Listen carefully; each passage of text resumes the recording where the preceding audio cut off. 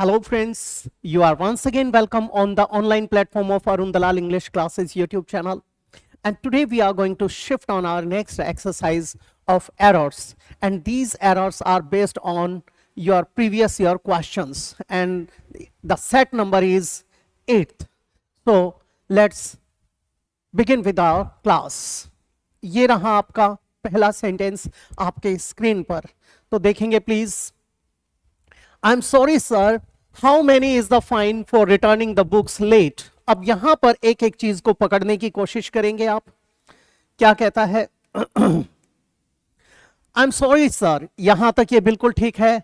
How many is the fine? अब एक चीज देखेंगे. How many is the fine? अब यहां पर जो ये फाइन है, क्या ये काउंटेबल आया है? अगर ये काउंटेबल होता और प्लूरल होता तो हम यहां पर लिखते मैनी, या फिर मैनी के साथ ए या एन लगा होता तो सिंगुलर आता. Many a boy, many an apple, वो तो है ही नहीं. अब फाइन, जुर्माना, जुर्माना क्या है? अनकाउंटेबल. अनकाउंटेबल है तो मैनी थोड़ी ना आएगा. यहां पर क्या आ जाएगा? How much. हाउ मच के साथ ही ठीक है. How much is the fine for returning the books late. For एक प्रेपोजिशन है. प्रेपोजिशन के बाद हमेशा आप कोई और वर्ब लगाते हैं तो वो क्या आती है? जेरेंट के रूप में आती है. तो ये बिल्कुल ठीक है आपका. क्या आ जाएगा? Returning the books late. तो एरर कहां पर बना? इसके हिसाब से ये ए है, ये बी है और ये सी है, ये डी है. बी में बना. लेकिन यहां पर देखें तो बी वाले सेक्शन को कहां पर लिखा गया है? सी पे. तो यहां पर सी वाले को हाईलाइट कर देंगे, टिक कर देंगे. यहां पर क्या आ जाएगा? How much. ये था आपका एरर. नेक्स्ट पे चलते हैं. क्या कहता है ये? The children were warning not to try to climb the cliffs as they were very steep. अब एक एक चीज को समझने की कोशिश करेंगे. द चिल्ड्रन, चिल्ड्रन हमारा प्लूरल है बेटा. जब ये प्लूरल है तो इसके साथ वह बिल्कुल ठीक है. वार्निंग, अब जब कभी भी बी का कोई रूप आता है तो उसके साथ या तो V1 ING लगाते हैं या फिर वर्ब का थर्ड फॉर्म लगाते हैं. V1 ING का प्रयोग यानी प्रेजेंट पार्टिसिपल का प्रयोग जब किया जाता है जब कोई काम मोशन में है, फ्लो में है, मूवमेंट में है, कंटिन्यूटी को दिखा रहा है. और पास्ट पार्टिसिपल अर्थात थर्ड फॉर्म का प्रयोग जब किया जाता है जब वो पैसिव की बात करे या एडजेक्टिव के रूप में आए. अब यहां पर बच्चे चेतावनी दे रहे थे किसको? जब आगे कोई और व्यक्ति नहीं आया. इसका मतलब ये क्या होना चाहिए? Passive voice. यानी यहां पर क्या आना चाहिए? वांट. वांट. अब इसका मतलब क्या है? ये काम किसके ऊपर किया गया? बच्चों के ऊपर. इस एक्शन का रेसिपिएंट कौन है? चिल्ड्रन है. The children were warned not to try to climb the cliffs as they were very steep. अब यहां तक ये पूरी तरह ठीक हो गया. मेन एरर कहां पर बना? यहां पर. दूसरी बात, बच्चे कहते हैं दे किसके लिए आया? तो दे किसके लिए आया? आपके क्लिफ्स के लिए. क्लिफ्स क्या थी? यहां पर जो चट्टानें आई हैं उनके लिए आया है. अब कुछ लोग ये कहते हैं बेटे कि दे का प्रयोग तो लिविंग बींग्स के लिए करते हैं प्लूरल में दिखाने के लिए. ऐसा बिल्कुल भी नहीं होता. अगर आपने दीज या दोज का प्रयोग कर दिया तो आप फंस जाएंगे. दिस, दैट, दीज, दोज ये होते हैं डेमोन्स्ट्रेटिव, संकेतवाचक. ठीक है. इन्हें जब नाउन के साथ जोड़ेंगे तो ये डेमोन्स्ट्रेटिव एडजेक्टिव्स बन जाएंगे. जब इन्हें इंडिपेंडेंटली यूज करेंगे अकेले में तो ये क्या बन जाएंगे? डेमोन्स्ट्रेटिव प्रोनाउंस बन जाएंगे. तो कभी भी आप यहां पर दीज और दोज का प्रयोग करने की भूल ना करें. यहां पर इसका प्रोनाउन क्या आएगा? दे आएगा. और उन लोगों से भी बचे जो ऐसा कहते हैं, ये गलत है. वर क्यों आया? क्योंकि क्लिफ्स प्लूरल थी तो ये इसका प्रोनाउन प्लूरल, इसलिए ये आ गया. स्टीप क्या है? उसका एडजेक्टिव है. वेरी इसका एडवर्ब बन गया स्टीप का. आगे बढ़ जाते हैं बेटे.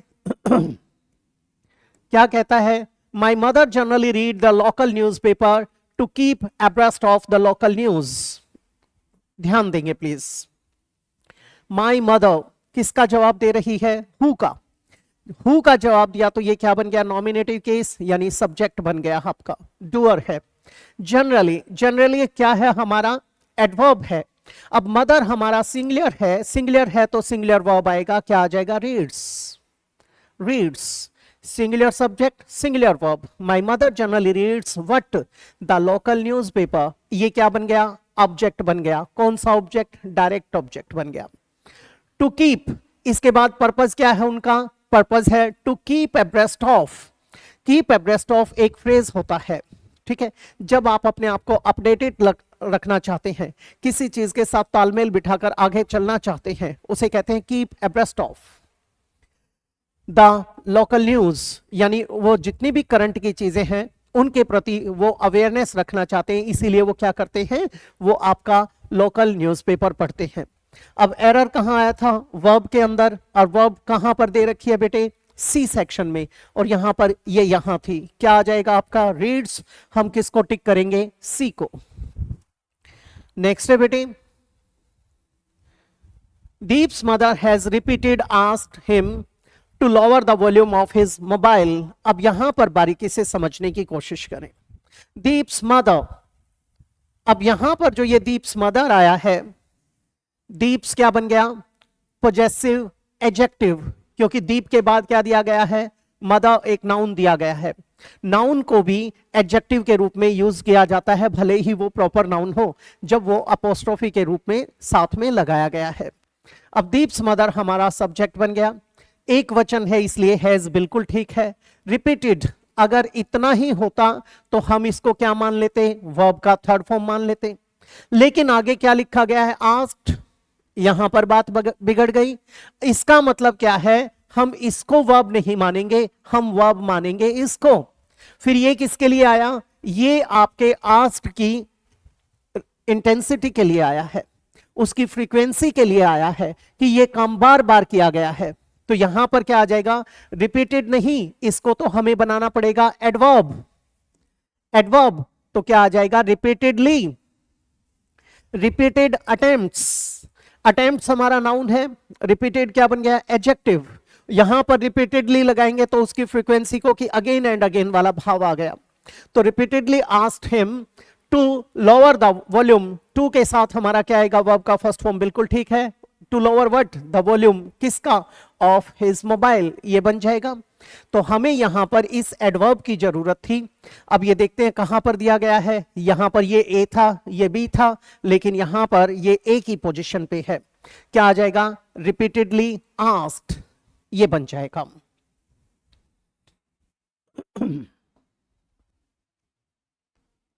आगे कहता है बेटे, all our furnitures were spoiled in the recent rains and floods. बारीकी से समझेंगे क्या कहता है। All our furnitures. अब बेटे कुछ ऐसे नाउन होते हैं जो अनकाउंटेबल होते हैं, उन्हीं में एक आता है आपका फर्नीचर। फर्नीचर इसके अंदर क्या है? कलेक्टिवली सारी चीजों को रख लिया। चेयर, टेबल, आपके डेस्क वगैरह, बेंचेस वगैरह, ये सारी चीजें किस में आ जाएंगी? फर्नीचर में आ जाएंगी। बेड आ गया, ये सारी चीजें फर्नीचर है। अब ये तो एक तरह से कलेक्टिवली नाम लिखा गया है जिसके अंदर सारी चीजें समाहित हैं। अगर हमने फर्नीचर कर दिया तो वोज आएगा, वर नहीं आएगा। इसका मतलब यहां पर वोज आना चाहिए, ठीक है। अब एरर को ऐसे भी हम सॉर्ट आउट कर सकते हैं। दूसरी बात, अगर ये वर अगले सेक्शन में दिया गया होता तो हम इसको हम दूसरे तरीके से बदलते। फर्नीचर तो आता, लेकिन फिर हमें इसको प्लूरल बनाना पड़ता। क्या बनाते? All the pieces of furniture, items of furniture या आर्टिकल्स ऑफ फर्नीचर, ये लिखना पड़ता। अब क्या कर देंगे? ऑल आवर फर्नीचर वॉज, ये भी ठीक है। दूसरा ऑप्शन वही है कि आर्टिकल्स, पीसेस आदि लगाकर हम इसको प्लूरल भी बना सकते हैं। तो एरर कहां बना? यहां पर बी में, लेकिन यहां पर ये ए पोजीशन पे है। क्या आ जाएगा यहां पर?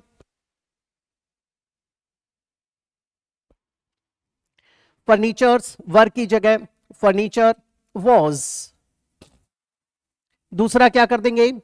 ऑल द आइटम्स, आर्टिकल्स या पीसेस ऑफ फर्नीचर वर, वो कर सकते हैं। नेक्स्ट पे चले जाते हैं बेटे। As soon as the bus driver was seeing the child crossing the road, he applied the brakes. अब यहां पर समझेंगे बेटे।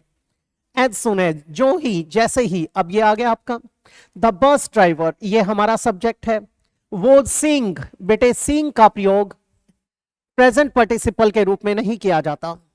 सीइंग यानी प्रेजेंट पार्टिसिपल सी का प्रयोग प्रेजेंट पार्टिसिपल के रूप में जब किया जाता है जब हम इसे एडजेक्टिव वाली सेंस में लेकर आ जाते हैं।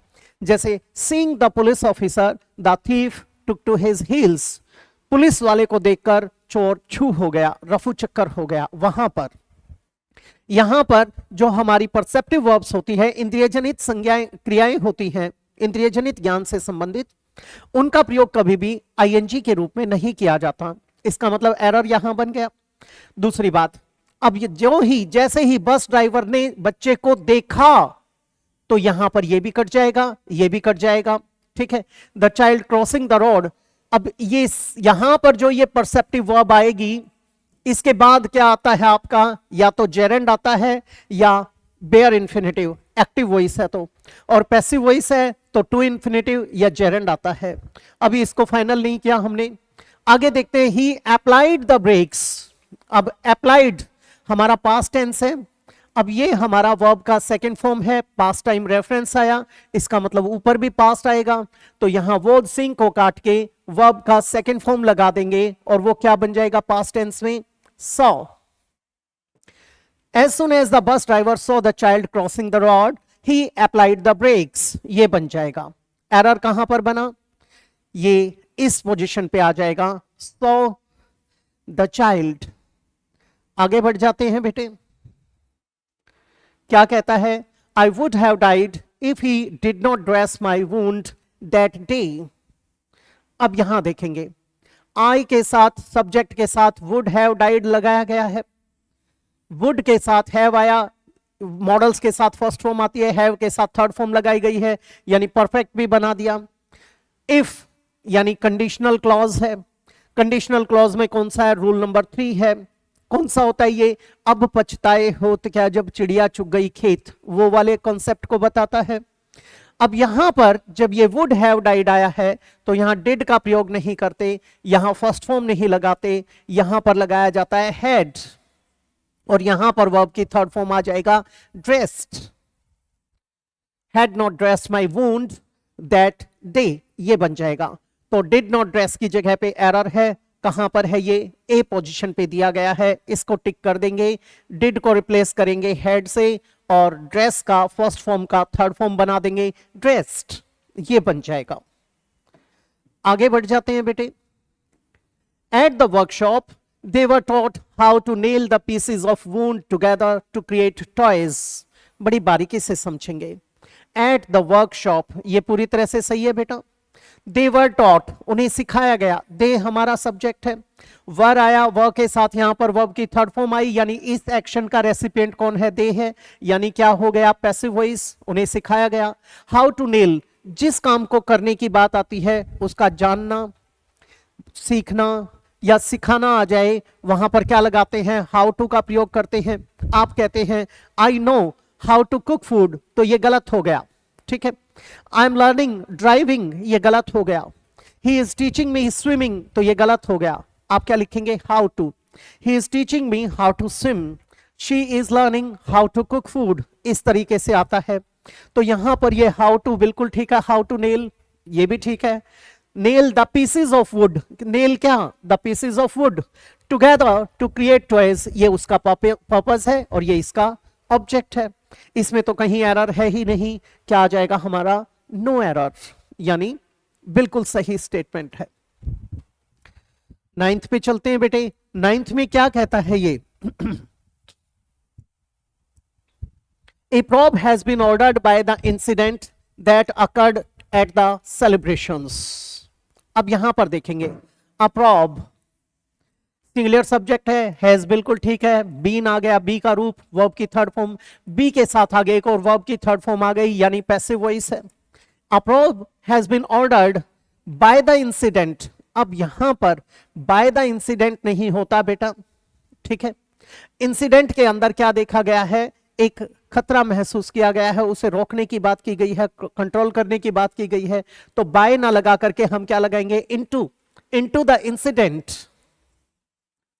Into the incident that occurred, what occurred, the incident occurred at the celebrations. तो यहां पर क्या आ जाएगा, ऑर्डर्ड के बाद इनटू, तो बाय को रिप्लेस करके हम यहां पर क्या कर देंगे, इनटू का प्रयोग करेंगे। कहां एरर आ गया, सी के अंदर। आगे बढ़ जाते हैं, आगे क्या कहता है 10th के अंदर,